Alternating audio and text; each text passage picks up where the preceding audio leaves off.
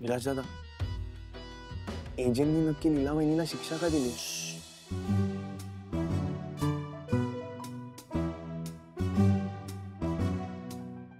काय करतेस?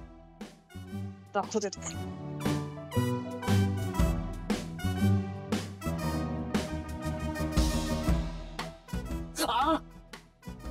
काय रे? काय झालं विराज? काही नाही, डास होता.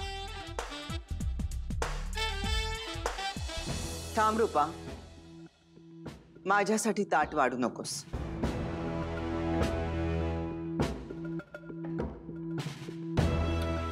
का? माझी सून बाहेर उभी आहे. ती शिक्षा भोगत असताना माझ्या घशाखाली जेवणाचा घास कसा उतरेल?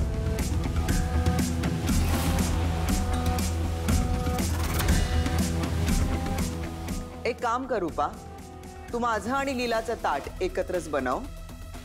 2 ताटं घेऊन बाहेर जा. मी माझ्या सुनेबरोबर बाहेरच जेवेन. हे जे आत्ताची कुठे सुरुवात आहे, अशीच तुझी सगळी माणसं तुझ्यापासून हळूहळू करून दुरावणार आहेत. आई प्लीज. अभिराम, यावेळी तुझं मी थोडं ऐकणार नाही. तू लीलाला बाहेर उभं राहण्याची शिक्षा केलीयस, उपाशी राहण्याची नाही. का सगळ्या गोष्टी अवघड करतेस माझ्यासाठी? नाही अभिराम, मी तुझ्यासाठी काहीच अवघड करत नाहीये. फक्त माझ्या सुनेसाठी काही गोष्टी सोप्या करण्याचा प्रयत्न करते. या घरातले सर्व विरुद्ध लीला असं वातावरण उभं केलंय ना घरामध्ये.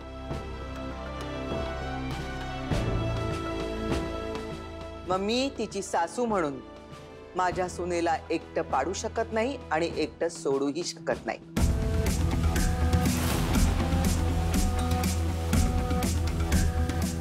ये रूपा, 2 ताटं घेऊन बाहेर ये. आजी, मी पण येते तुमच्या बरोबर. नको श्वेता. अहो असं कसं? मी येते ना बरोबर. म्हणजे श्वेता, तू लीलाच्या शिक्षेमध्ये सहभागी झाली होतीस का?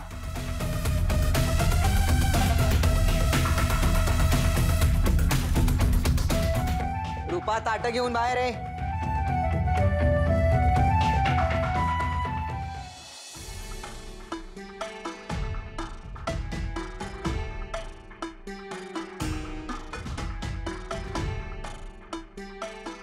अगं बाई, आज तू करतेस का हिशोब? चला बरं, एरवी बाबा करतात. ऐक, केवढं काम करतं माझं बाळ. कर कर कर. मी पण मदत करते तुला, म्हणजे लवकर आवरून होईल. चालेल. पटापट होईल. थँक्यू.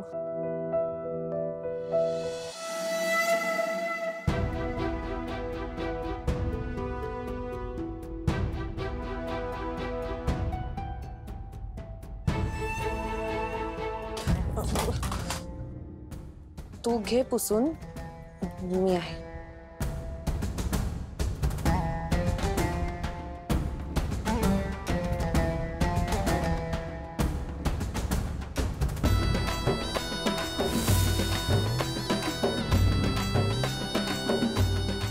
रेव ते आत बसते. माझी उगाच गडबड तुझ्यामध्ये. आहे मी आत.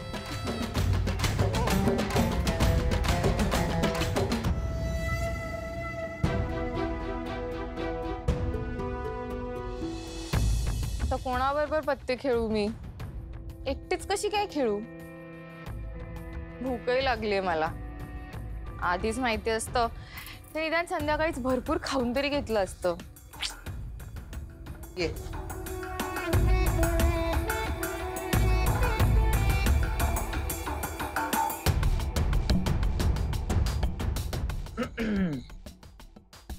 आजी, तुम्ही? ये रूपा, ठेव इथे.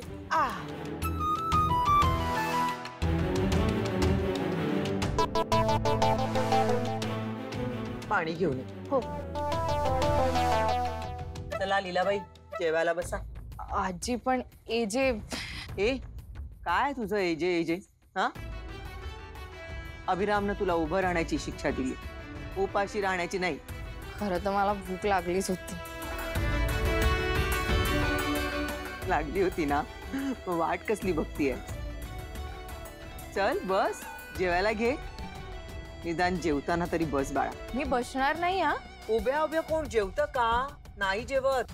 जेवताना बसायचंच असतं, नाहीतर अंगाला लागत नाही जेवण. नाही मग मला जेवायलाच नको.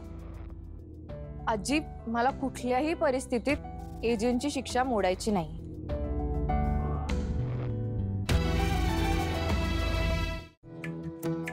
चालेल, मग आपण दोघीही उभं राहून जेवूया.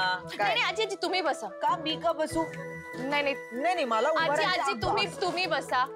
आणि मला आधी एक सांगा, तुम्ही मुळात इथे का जेवताय माझ्या बरोबर? आम्ही सगळे एकत्र बसून आत जेवणार आणि तू बाहेर एकटी. आवडेल मला हे सगळं. अभिरामची शिक्षा अभिराम जवळ, त्याचा परिणाम मी आपल्या नात्यावर होऊ देणार नाही. चल, तू विसरतीयस पण मी विसरणार नाहीये लीला. आपण दोघी मैत्रिणी मैत्रिणी ना. हो. आजी तुम्ही ना खूप गोड आहात. बापरे बापरे. आजी तुम्ही ना अगदी माझ्या रेऊ सारख्याच आहात. हो का? लहानपणी मला शिक्षा दिली ना मावशीने, ती रेऊ पण अशीच माझ्या बरोबर ती शिक्षा भोगायची. म्हणजे उलट आम्ही तर वाटच बघायचो कधी आम्हाला शिक्षा मिळते. आम्हाला खूप आनंद व्हायचा. अच्छा. कारण मग कसं आम्हाला भरपूर गप्पा मारता यायच्या, अंगणात खूप वेळ रात्रभर खेळता यायचं. आणि ते मोठमोठ्या हॉटेलांमध्ये ते कॅन्डल लाईट डिनर वगैरे काय असतं ना, तसं आम्ही मस्त मून लाईट डिनर करायचो. तुझी रेऊ तुला भरवायची का ग? हो भरवायची की. पण का? काय नाही, असंच. आ आ.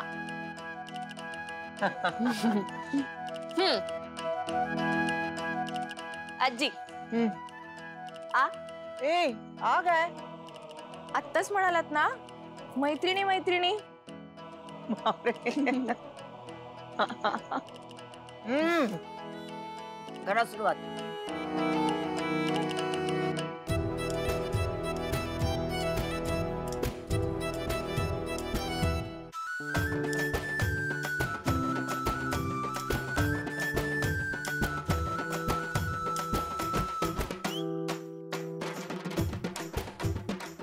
कशी का अशी तू निरागस? कोणी तुला शिक्षा दिली तरी तुझ्या मनामध्ये कटुता येत नाही. बोल श्वेता. आई अगं इथे काहीच आपल्या मनासारखं होत नाहीये. पण तू तर मेसेज केला होतास की लीलाला एजंटनी शिक्षा केली म्हणून. हो शिक्षा केली होती, पण ती लीला अति हुशार आहे. तिला त्या शिक्षेचं काहीच वाटत नाहीये. आणि यु नो व्हॉट, त्या आजीनं त्या सतत लीलाचीच बाजू घेत असतात. हे जर असंच चालू राहिलं नाही तर आपण त्या लीलाला घराबाहेर नाही काढू शकणार ग. आणि असं करत आजींनी हळूहळू एजंटचं पण मन त्या लीलाच्या बाजूने वळवलं तर काय करणार आहोत आपण? असं काही होणार नाहीये, मी होऊ नाही देणार आहे. आपण असं काहीतरी करूया ज्याच्यामुळे लीला सगळ्यांच्या नजरेतून उतरेल, ती सरोजिनी ताईंच्या सुद्धा. म्हणजे काय करायचंय आपण?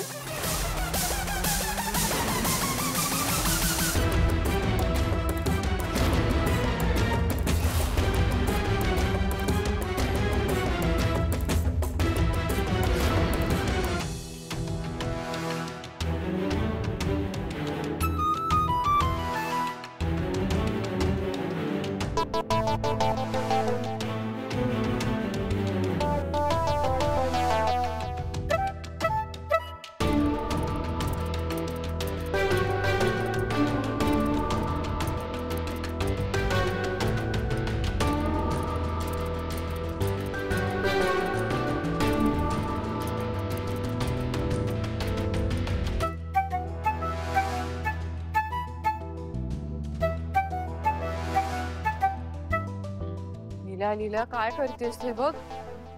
काही झालं ना तरी अजिबात झोपायचं नाही, असं झोपून चालणार नाही तुला. हा जागा राहायचं. ओके कम कम.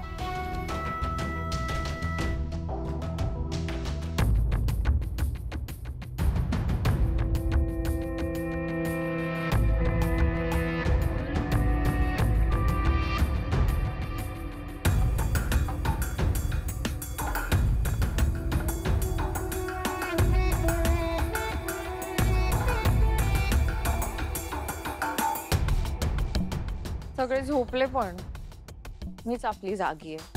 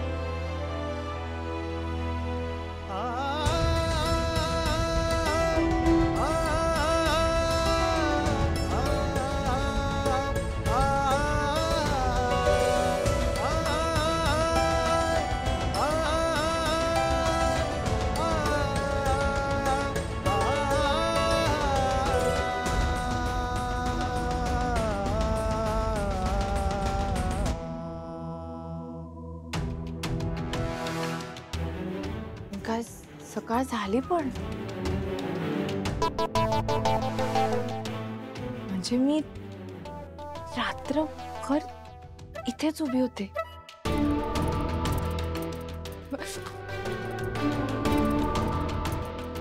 म्हणजे लीला तू शिक्षा पूर्ण करून दाखवलीस. बाबा म्हणतात ना ते खरे. मी एकदा एखादी गोष्ट ठरवली ना की ते मी पूर्ण करते. Partner thank you thank you. आता आज जाते. माझे पाय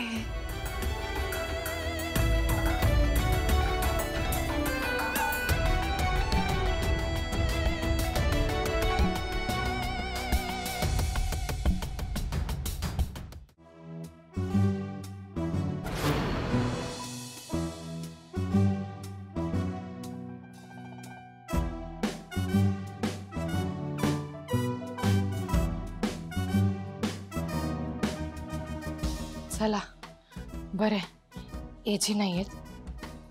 आता मस्त झोपते.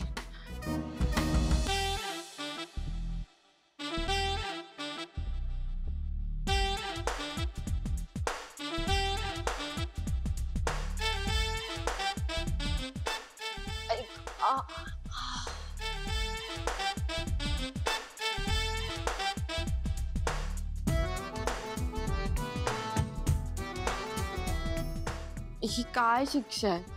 अशी शिक्षा कोण देतं का? निदान रात्रभर बाहेर बसायची तरी शिक्षा द्यायची. ऐको बाय.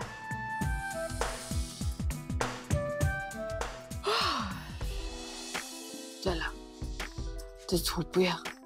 आता भूकंप जरी आला ना तरी मी डायरेक्ट संध्याकाळीच उठणार. चला.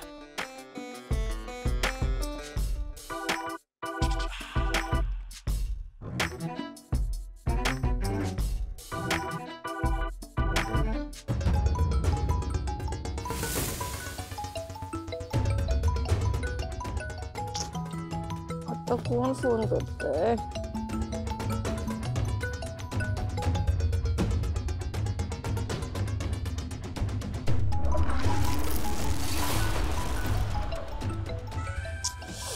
काय?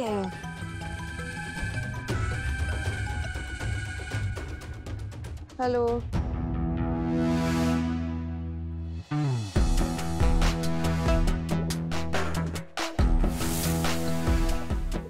वेळ वाया चाललाय लीला. इकडे काय झोपा काढायला गेली का?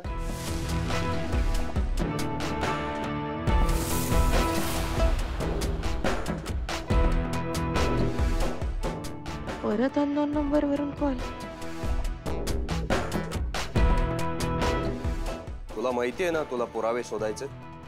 मला माहितीये मला पुरावे शोधायचे, पण आता इतक्या मोठ्या घरात कुठे आणि कसे शोधू मी पुरावे? अंतराच्या कपाटात शोध.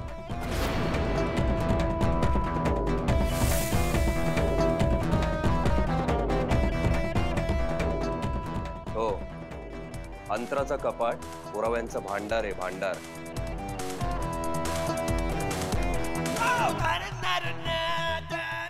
काय? हो, ते कपाट उघड, त्यातले पुरावे शोध आणि त्या तेजेला गजाआड कर. हे बघ लीला, आता अंतराच्या आत्म्याला शांती देणं हे तुझ्या हातात आहे. तुझ्या बहिणीला ज्यांनी किडनॅप केलं त्याला शिक्षा मिळवून देणं फक्त तुझ्या हातात आहे.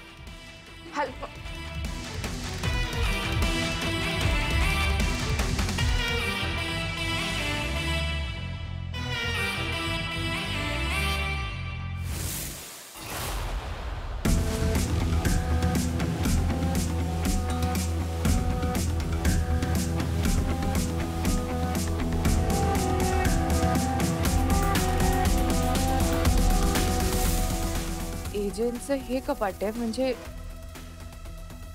अंतराताईंचं हे कपाट असेल.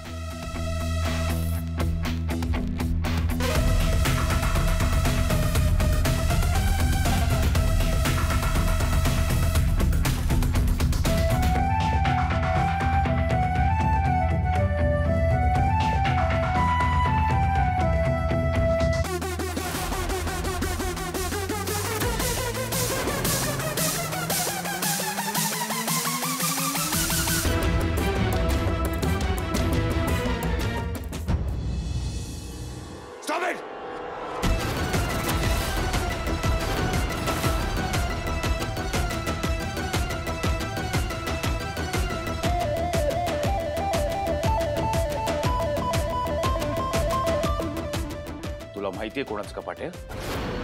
माझ्या अंतराचं कपाट आहे. How day you touch it. घरातल्या कुठल्याही माणसाला अलाउड नाहीये या कपड्याला हात लावणं. तर तू कशाला करतेय सगळं? आवडतात तुला चुका करायला? किती वेळ सांगायचं तुला? तुला सांगितलंय इथे यायचं नाही, तरी परत परत येत राहते इथे. तुला चुका करायला खूप आवडतात का? आउट. गेट आउट नाव. तुला एकदा सांगून कळत नाही का ग? हा? पण आजींनी मला सांगितलं आता हीच माझी खोली. कुठे जाऊ मी? I don't care. आईच्या रूम मध्ये राहा, नाही तर गेस्ट रूम मध्ये राहा, पण इथे परत यायचं नाही. हे बघ, हा दिवस माझ्यासाठी खूप इम्पॉर्टंट आहे. आज अंतराचा बर्थडे आहे. Please don't spoil it for me. Get out. जाता.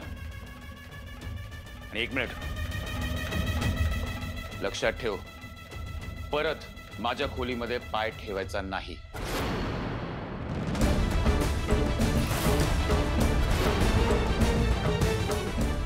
तूच म्हणाली होतीस ना की माझ्या सगळ्या अटी तू मान्य करशील, तर ही पण एक कंडिशनच आहे. माझ्या खोलीत पाय न ठेवायची. जाता. आउट.